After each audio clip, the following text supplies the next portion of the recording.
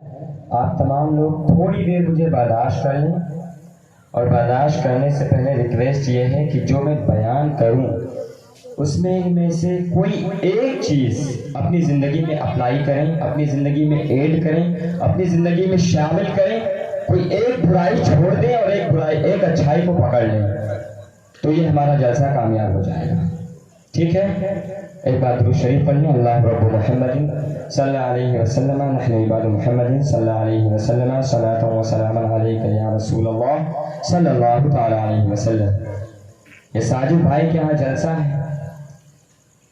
زمانے حاضر میں اگر ہمارا کوئی گیسٹ ہوتا ہے، ہمارا کوئی مہمان ہوتا ہے، تو اس کے لیے ہم ڈیکوریشن کا انتظام کرتے ہیں، لائٹ کا انتظام کرتے ہیں، اور پھول کا بھی انتظام کرتے ہیں۔ لیکن صحابہ کرام کا جو دور تھا، آقا کریم صلی اللہ تعالی علیہ وسلم کا جو دور تھا، اس دور میں نہ تو لائٹ کا انتظام تھا، نہ تو ڈیکوریشن ہوا کرتی تھی، نہ تو اس وقت جنریٹر کا انتظام تھا، لیکن اللہ تبارک و تعالیٰ اپنے محبوبین کے لیے اپنی طرف سے روشنی کا انتظام فرماتا تھا۔ ایک مرتبہ کا واقعہ ہے کہ آقا کریم صلی اللہ تعالی علیہ وسلم مسجد نبوی میں ہیں اور آقا خطاب فرما رہے ہیں۔ حسنین کریمین چھوٹے چھوٹے ہیں اور آپ کبھی حضور کے ٹانگ کے بیچ سے ادھر نکلتے ہیں، کبھی ادھر نکلتے ہیں۔ حضرت ابو ہریرہ رضی اللہ تعالیٰ عنہ بیٹھے ہوئے ہیں، آقا سے ارشاد فرماتے ہیں، آقا سے عرض کرتے ہیں، یا رسول اللہ صلی اللہ تعالی علیہ وسلم، فداک ابی و امی، میرے ماں باپ آپ پر قربان،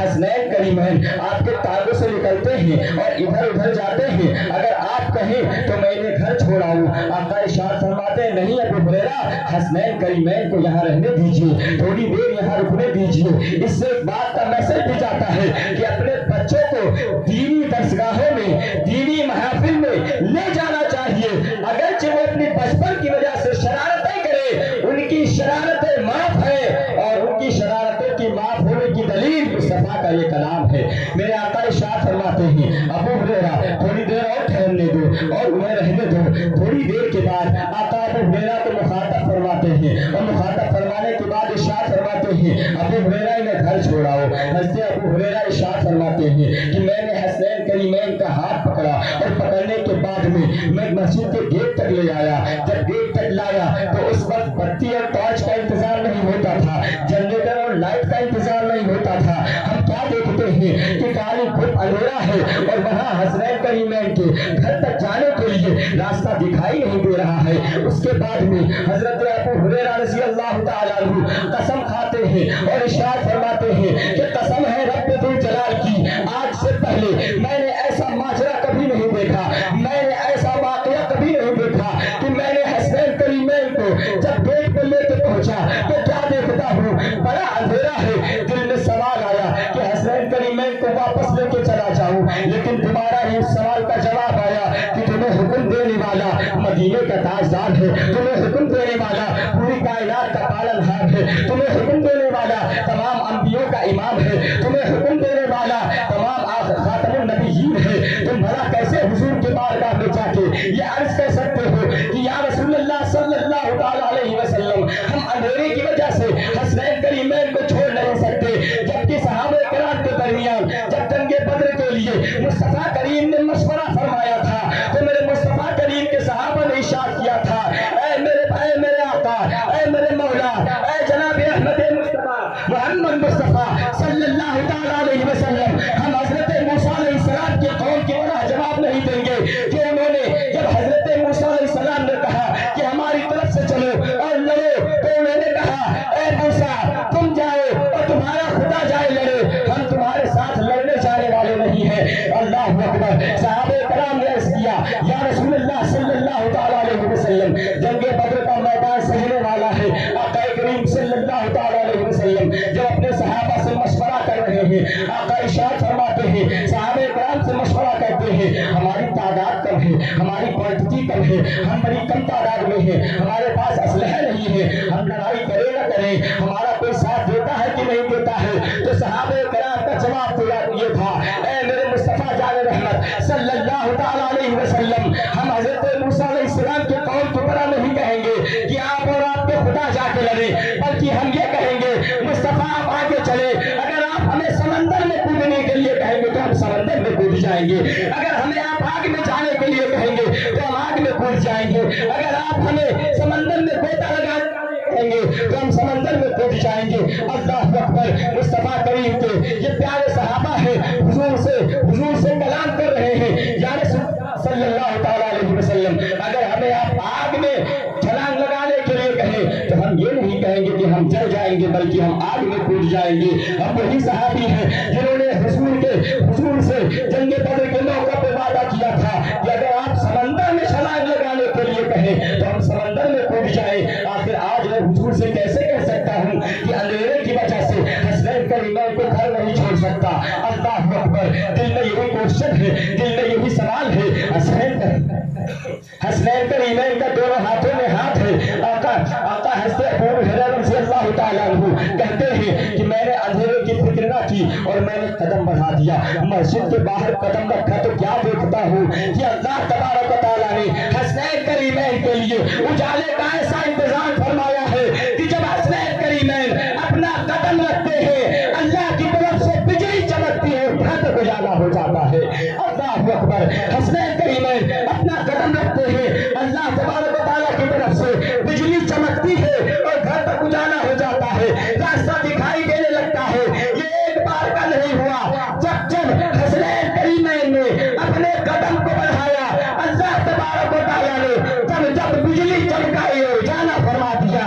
جب ہم آج لائٹ کا انتظام دیکھتے ہیں تو ہمارے ذہن میں جو سوال تھا وہ ختم ہو گیا، اور وہ سوال کا سلیوشن یہ آیا کہ آج کے دن میں جب ہمارا کوئی مہمان آتا ہے تو ہم لائٹ کا انتظام کرتے ہیں۔ آقا کریم صلی اللہ تعالیٰ علیہ وسلم کے نواسے جسے اللہ تبارک و تعالیٰ پیار فرماتا ہے، جب وہ اپنے گھر جا رہے ہیں اور اندھیرا ہے تو اللہ تبارک و تعالیٰ آسمان سے بجلی چمکا کے میرے کے لیے روشنی کا انتظام کر رہا ہے۔ محترم حضرات، ہم آج جن کی محفل میں بیٹھے ہیں ان کا نام حسین ہے۔ اللہ اکبر۔ آپ کو پتہ ہے میدان کربلا میں جتنے یزیدی تھے سب کو پتا تھا کہ آقا کریم صلی اللہ تعالیٰ علیہ وسلم کے نواسے حضور انہیں چوما کرتے تھے، حضور انہیں پیار کیا کرتے تھے، لیکن یزیدیوں کو دولت کا نشہ ہو گیا تھا۔ جملہ یاد رکھا میرا، آج بھی دولت کے نشے میں بہت سارے لوگ ہیں، ان سے چندہ کرنے جائے 10 روپے دیں گے، گھر دیکھ لیے 10 لاکھ کا، چندہ دیں گے 10 روپے۔ اپنی قسمت میں افسوس کریں کہ آپ کو مسجد اور مدرسے میں لگانے کی اللہ تبارک و تعالیٰ نے توفیق نہیں بخشی۔ حسنین کریمین کو سب جانتے تھے کہ آقا کریم صلی اللہ تعالیٰ علیہ وسلم کے نواسے ہیں، اس کے باوجود جب آقا حسین نے انہیں خطاب فرمایا اور انہیں آگاہ فرمایا کہ میں آقا کریم صلی اللہ تعالیٰ علیہ وسلم کا نواسا ہوں، میں جنتی عورتوں کی سردار حضرت زہرا خاتون جنت رضی اللہ تعالیٰ عنہ کا بیٹا ہوں، اور میرے بابا کا نام علی ہے۔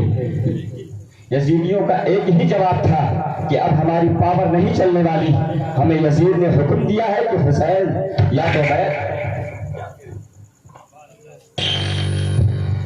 یا تو بیعت کریں یا پھر مقابلے کے لیے تیار ہو جائیں۔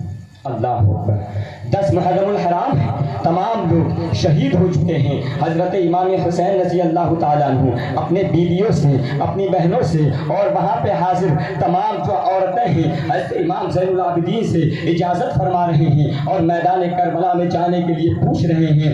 آج کا ہمارا حال یہ ہے کہ اگر ہم اپنی بیویوں سے کہہ دیں کہ فلاں جگہ ہمیں جانا ہے، مسجد میں کام کرنا ہے، سب سے پہلے وہ اٹیک کریں گی، سب سے پہلے وہ آپ کو روکیں گی اور کہیں گی مسجد میں کام کرو گے دن بھر، ارے کہیں الگ کام کر لو گے تو 500 روپیہ مل جائے گا۔ لیکن وہ آقا حسین ہے اور آقا کریم صلی اللہ تعالیٰ علیہ وسلم کے نواسے ہیں۔ جب وہ آقا کریم صلی اللہ تعالیٰ علیہ وسلم کے نواسے ہیں تو پھر ان کی بیویاں بھی ایسے ہی مقدس اور پاک ہوا کریں گی۔ آقا حسین اپنی بیویوں سے اجازت لیتے ہیں، انہیں معلوم ہے کہ میرا سہاگ جا رہا ہے، واپس نہیں آئے گا، انہیں معلوم ہے کہ ان کی لاشیں ہمیں دیکھنا ہوگا، انہیں معلوم ہے کہ کہ کربلا کے میدان میں جو بھی جاتا ہے وہ واپس نہیں آتا ہے، لیکن بیویوں نے نہ تو اپنا ماتھا پیٹا اور نہ ہی انہیں نہ جانے کی اجازت دی، بلکہ اجازت دے دی، میدان کربلا میں جانے کے لیے اجازت دے دیا۔ جب آپ میدان کربلا میں پہنچے تو یزیدیوں کو پھر خطاب فرمایا، یہ امام حسین کا کلیجہ ہے، اور آپ بھی اپنے ذہن میں نوٹ کر لیں کہ جس کے 71 ساتھیوں کو شہید کر دیا گیا ہو، جس کے بچوں اور چچا زاد بیٹوں کو شہید کر دیا گیا ہو، جس کے بھائیوں کو بھی شہید کر دیا گیا ہو، جس کو قتل کر دیا گیا ہو، وہ حسین کا جذبہ ہے۔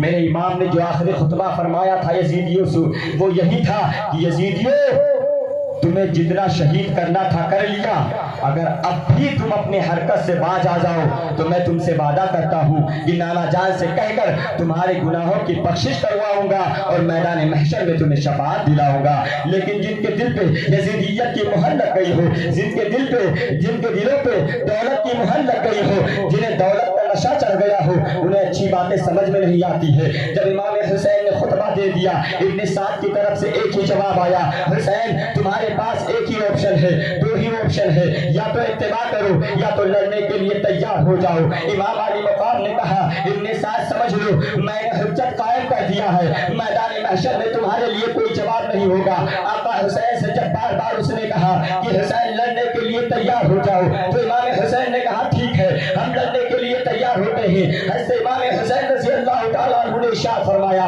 حل من مبارز، کون ہے جو میرے مقابلے میں آئے گا، کون ہے جو میرا مقابلہ کرے گا۔ حضرت امام حسین رضی اللہ تعالیٰ عنہ کے مقابلے میں جتنے بھی ون بائی ون آئے، ایک ایک کر کے آئے، سارے کو حضرت امام حسین رضی اللہ تعالیٰ عنہ نے شہید فرما دیا۔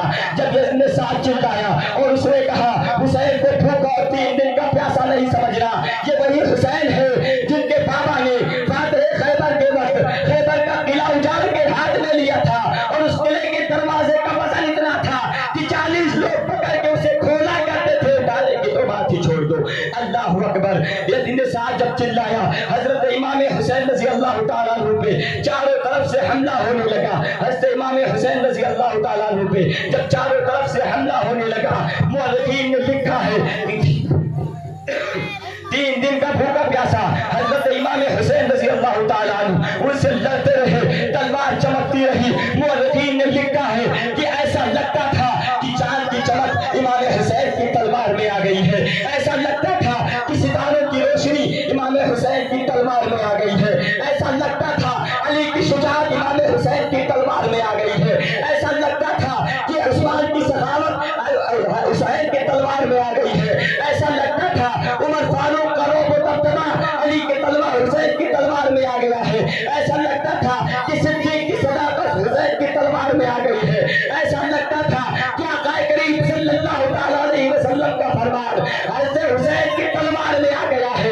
تلوار چلتی رہی، زخم لگتے رہے، یزیدی کرتے رہے، حسین کی تلوار نہیں رکی، لیکن اچانک امام حسین رضی اللہ تعالیٰ عنہ نے تلوار روکی تو یزیدیوں سے یہ نہیں کہا کہ میں تھک گیا ہوں، میرے امام نے کربلا کے میدان میں یزیدیوں سے یہ کہا کہ مجھے تھوڑی مہلت دے دو، میں نعرہ جان نہ چھوڑ، سب سے افضل عبادت ہے میں نماز پڑھنا چاہتا ہوں۔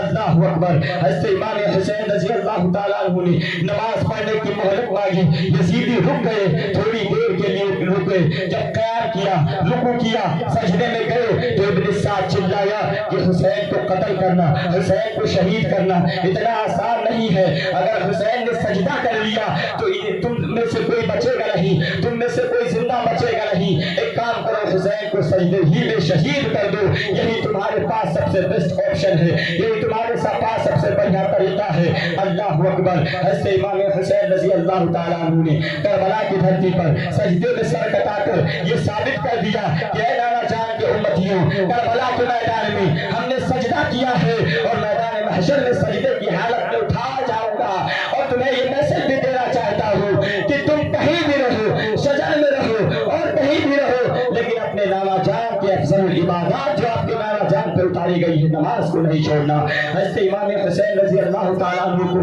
شہید کرنے کے بعد میں روایات میں آتا ہے، مورخین نے لکھا ہے کہ ابن سعد نے 10 سے زیادہ گھوڑوں اور والے کو تیار کیا جن کی خوریں لگی ہوئی تھی اور ان سے کہا کہ امام حسین کے ناشوں کو کچلو. ذرا سوچو تو صحیح, حضرت امام حسین رضی اللہ تعالیٰ عنہ کے ناش کو کچلا جا رہا ہے, گھوڑوں کے ٹاپوں سے کچلا جا رہا ہے. حضرت امام حسین رضی اللہ تعالیٰ عنہ کے ناش کو کچلا جا رہا ہے. تمام شہیدوں کو اندر خیمے میں امام حسین نے لا لا کے رکھ دیا ہے, لیکن امام حسین کا لاشا جو ہے وہ بھی کربلا کی دھرتی پر پڑا ہوا ہے.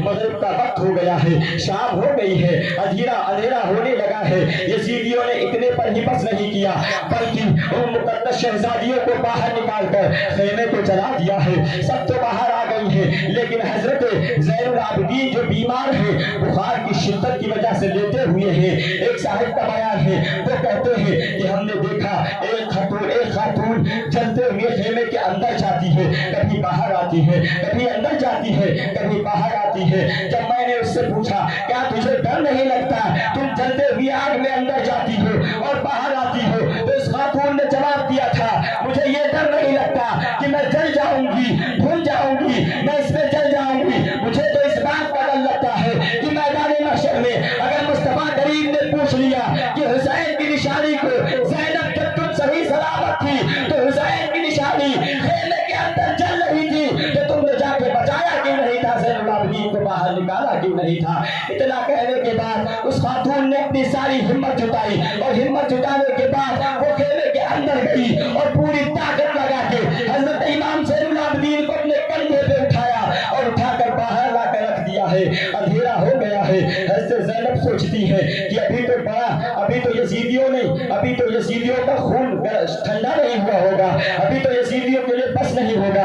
یزیدیوں نے آ کے خیمے چلا دیے اور آپ کے پاس جو تھوڑے بہت زیورات تھے وہ سارا لوٹ کے لے کے چلے گئے. اللہ اکبر. حضرت زینب رضی اللہ تعالیٰ عنہا نے جب کربلا کے میدان کا جائزہ لیا, ایک ٹوٹا ہوا خنجر آپ کے ہاتھ میں ہے, آپ اس خنجر کو لے کر باہر جو لاشیں پڑی ہیں ان کی رکھوالی کر رہی ہیں, انہیں بچا رہی ہیں, انہیں دیکھ بھال کر رہی ہیں. اچانک کیا دیکھتی ہیں کہ کوئی سایہ انہیں نظر آ رہا ہے جو جنازوں کی طرف, جو لاشوں کی طرف بڑھتا آ رہا ہے. حضرت زینب رضی اللہ تعالیٰ عنہا ارشاد فرماتی ہیں خبردار آگے نہ بڑھنا, اگر تم آگے بڑھو گے تو زینب اس بات پہ مجبور ہو جائے گی تمہاری گردن تمہارے سر سے الگ کر دے, تمہاری گردن تمہارے جسم سے الگ کر دے.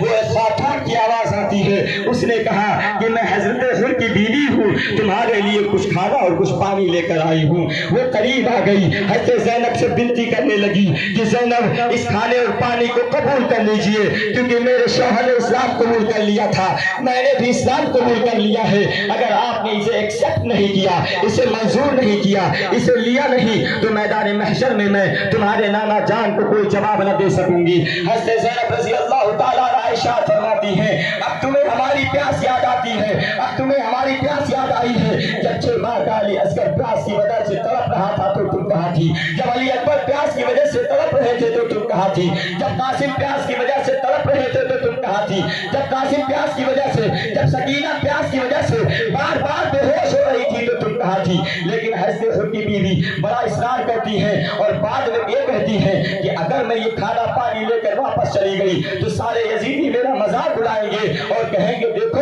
حسینیوں نے تمہارا یہ سب منظور نہیں کیا, یہ سب تمہارا ایکسپٹ نہیں کیا. حضرت زینب ان کے پانی کے پیالوں کو لے لیتی ہے اور حضرت سکینہ جو پیاس کی شدت کی وجہ سے بار بار بے ہوش ہو رہی تھی اس پیالے کو لے کر حضرت سکینہ کے پاس جاتی ہیں اور جانے کے بعد ان کے منہ پر پانی کے قطرات ڈالتی ہیں تو وہ ہوش میں آ جاتی ہیں. حضرت زینب فرماتی ہیں بیٹی سکینہ پانی کا انتظام ہو گیا ہے, تھوڑا سا پانی پی لو. تو حضرت سکینہ کیا ارشاد فرماتی ہیں, کہتی ہے پھپھی جان کیا حضرت عباس رضی اللہ تعالیٰ عنہ نہر فرات سے پانی لے کر واپس آ گئے ہیں جو ہمیں پانی میسر ہو گیا ہے. اللہ اکبر. حضرت زینب کی آنکھوں میں آنسو آ جاتے ہیں اور ارشاد فرماتی ہیں کہ حضرت عباس پانی لے کر نہیں آئے بلکہ یہ پانی حر کی بیوی لے کر آئی ہے. حضرت عباس تو جامع کوثر پی رہے ہیں. اللہ اکبر. حضرت سکینہ ارشاد فرماتی ہیں کہ آپ لوگوں نے پانی پی لیا ہے جو میرے پاس لے کے آئی ہے. حضرت زینب ارشاد فرماتی ہیں کہ آقا کریم صلی اللہ تعالیٰ علیہ وسلم کی حدیث ہے کہ گھر میں جو سب سے چھوٹا ہو کھانا پینا اسی سے شروع کرنا چاہیے. ہم نے سوچا کہ ہمارے خیمے میں سب سے چھوٹی سکینہ ہے تو ہم نے سوچا تم ہی پانی پینا شروع کرو. اللہ اکبر. حضرت سکینہ رضی اللہ تعالیٰ عنہا پانی کے پیالے کو ہاتھ میں لیتی ہے اور لینے کے بعد میں کربلا کے میدان کی طرف چل دیتی ہے اور کچھ چیز تلاش کر رہی ہے. حضرت زینب پوچھتی ہے سکینہ کیا تلاش کر رہی ہو؟ کہا پھپھی جان شاید تم بھول گئی ہو کہ ہمارے خیمے میں سب سے چھوٹی میں ہوں. آپ بھول نہیں ہے ہمارے خیمے میں سب سے چھوٹی میں نہیں ہوں بلکہ 6 ماہ کا علی اصغر ہمارے خیمے میں سب سے چھوٹا ہے. میں اسے تلاش کر رہی ہوں کہ سب سے چھوٹے سے شروعات کی جائے اور نانا جان کی سنت پر عمل کیا جائے. سب سے پہلے انہیں پانی پیا جائے. لیکن حضرت سکینہ کو کون بتاتا کہ حضرت علی اصغر رضی اللہ تعالیٰ عنہ اب ہمارے پانی کے محتاج نہیں رہے بلکہ وہ نانا جان کے پاس کعب کوثر کو پی رہے ہیں اور اس سے سیراب ہو رہے ہیں. اللہ اکبر. حضرت سکینہ رضی اللہ تعالیٰ عنہ ان کو ڈھونڈتی ہیں اور تلاش کرنے کے بعد ان کے پاس چلی جاتی ہیں. حضرت زینب رضی اللہ تعالیٰ عنہ نے اس موقع پر تمام خواتین کو اکٹھا کیا اور اکٹھا کرنے کے بعد جو رو رہی تھی, بلخ رہی تھی, چلا رہی تھی, انہیں اللہ ان کے رسول کا واسطہ دیا, ان کے شوہروں کا واسطہ دے کر انہیں چپ کرایا اور انہیں بتایا کہ اللہ تبارک و تعالیٰ نے قرآن مقدس میں ارشاد فرمایا ہے یا ایھا الذین آمنوا استعینوا بالصبر والصلاۃ ان اللہ مع الصابرین. اے ایمان والو تم صبر اور نماز سے مدد طلب کرو, یقیناً اللہ صبر والوں کے ساتھ ہے. آج ہمارا وقت ہے کہ ہم صبر کر کے دکھائیں اور آنے والے نانا جان کے امتیوں کو بتا دے کہ ہم نے کربلا کے میدان میں سب کچھ لٹنے کے باوجود ہم نے ماتم نہیں کیا, نوحہ نہیں کیا, بلکہ ہم نے اللہ تبارک و تعالیٰ کا شکر ادا کیا کہ اس نے ہم لوگوں کی شہادت اور ہم لوگوں کی قربانی کو قبول فرما لیا ہے. اسی لیے تو شاعر نے کہا ہے قتل حسین اصل میں مرگ یزید ہے, قتل حسین اصل میں مرگ یزید ہے. اسلام زندہ ہوتا ہے ہر کربلا کے بعد, اسلام زندہ ہوتا ہے ہر کربلا کے بعد. محترم حضرات, 11 محرم الحرام کی صبح ہوئی. ان مقدس بیویوں کو, ان مقدس شہزادیوں کے ہاتھوں کو باندھ کر اونٹوں کی ننگی پیٹھ پہ بٹھا دیا گیا ہے. قافلہ روانہ ہو گیا. ایک جگہ جب انہوں نے آرام کیا, آرام کرنے کے لیے رکے تو حضرت حسین رضی اللہ تعالیٰ عنہ کے سر کو اٹھا کر نیچے رکھ دیا. اللہ اکبر. حضرت امام حسین رضی اللہ تعالیٰ عنہ کے سر کو نیچے رکھ دیا. آرام کرنے کے بعد جب روانہ ہونے لگے تو کیا دیکھتے ہیں, یزیدی میں سے 2 لوگ آئے. امام حسین کا سر اٹھانا چاہا تو نہیں اٹھا پائے. 3 آئے. امام حسین کا سر اٹھانا چاہا تو زمین سے اٹھ نہیں رہا ہے. اللہ اکبر. یہی تو کرامت ہے امام حسین کی کہ میرے امام کربلا کے میدان میں چاہتے تو اللہ تبارک و تعالیٰ فرشتوں کو بھیج دیتا اور سارے یزیدیوں کو تباہ و برباد کر دیتے.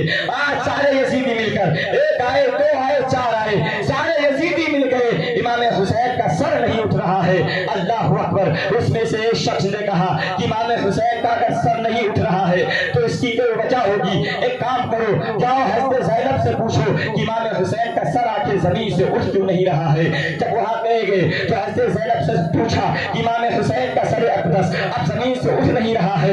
اللہ اکبر. حضرت زینب رضی اللہ تعالیٰ عنہا ارشاد فرماتی ہیں کہ میرا بھائی شہید تو ہو گیا ہے لیکن ابھی ہمارا خیال رکھ رہا ہے. ذرا قافلے پہ نظر ڈالو, کوئی مس تو نہیں ہے, کوئی الگ تو نہیں ہے, کوئی بچھڑ تو نہیں گیا ہے, کوئی الگ تو نہیں چلا گیا ہے. جب قافلے پہ نظر ڈالی گئی اور وہاں پہ تلاش کیا گیا تو کیا پتا چلتا ہے کہ حضرت سکینہ رضی اللہ تعالیٰ عنہ قافلے میں نہیں ہے. جب انہیں تلاش کیا گیا تھوڑی دور پہ دیکھا گیا کہ وہ ایک چھاؤں میں ریت پہ سو رہی ہے. اللہ اکبر. حضرت سکینہ رضی اللہ تعالیٰ عنہ کو لایا گیا اور جیسے ہی حضرت سکینہ رضی اللہ تعالیٰ عنہ کو لایا گیا اور سواری پہ سوار کیا گیا, حضرت امام حسین رضی اللہ تعالیٰ عنہ کا سر زمین چھوڑ دیتا ہے اور یزید اٹھا لیتے ہیں.